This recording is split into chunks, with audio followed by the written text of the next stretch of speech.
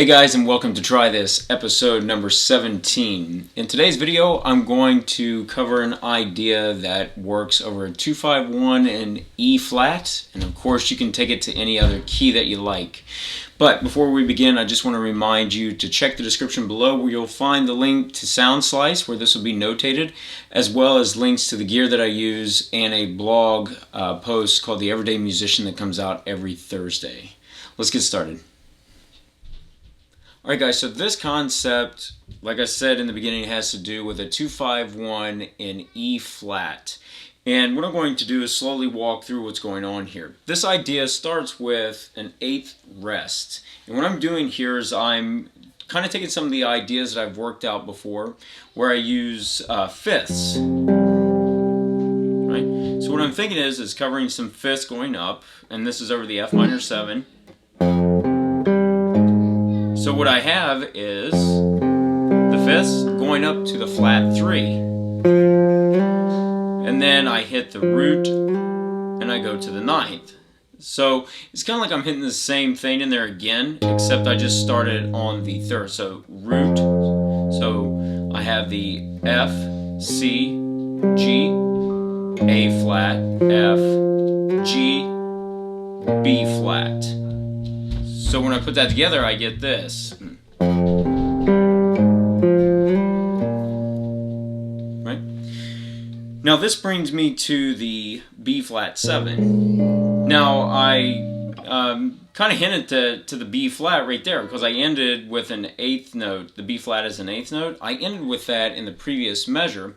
But when I hit the B flat 7, I'm going to start on the 5th. And actually what I kind of have going is a F minor arpeggio still. So it's like I'm still incorporating these ideas from F minor, right? So here's the B flat 7, and I have an F minor triad going up. And then I bring it back down. So really when I analyze this as far as being in B flat 7, what I have is the 5th, the flat 7, the 9.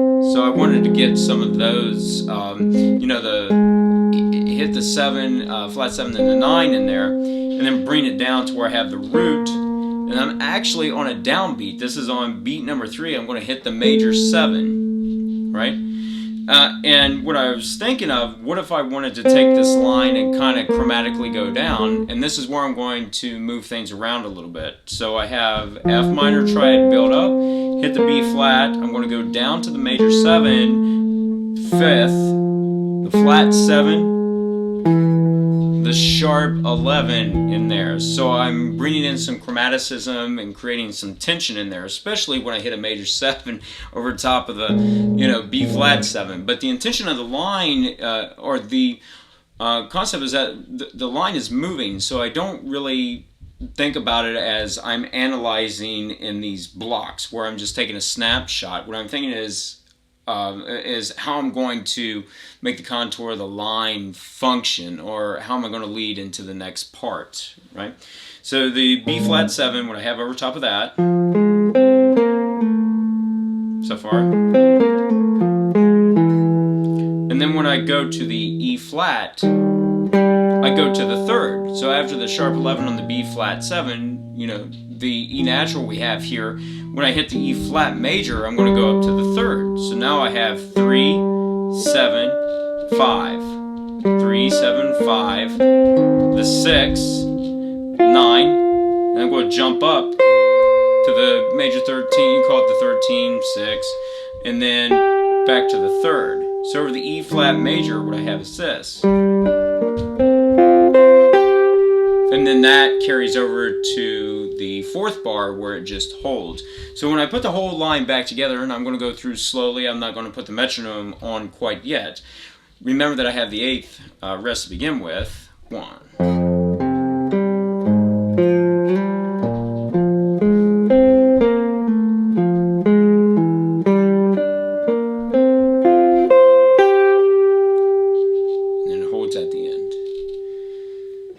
So now let's put on a metronome and hear how this works in context of actually keeping time.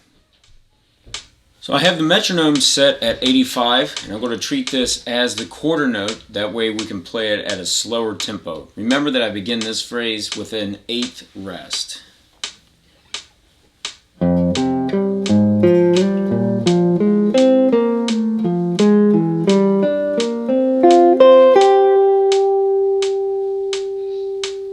Once again, 3, 4.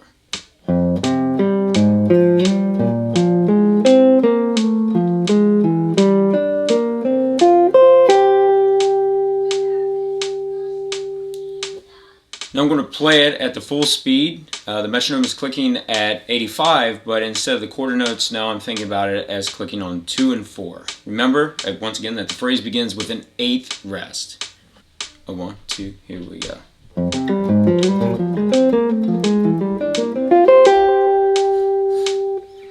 Once again, 1, 2, 3, 4.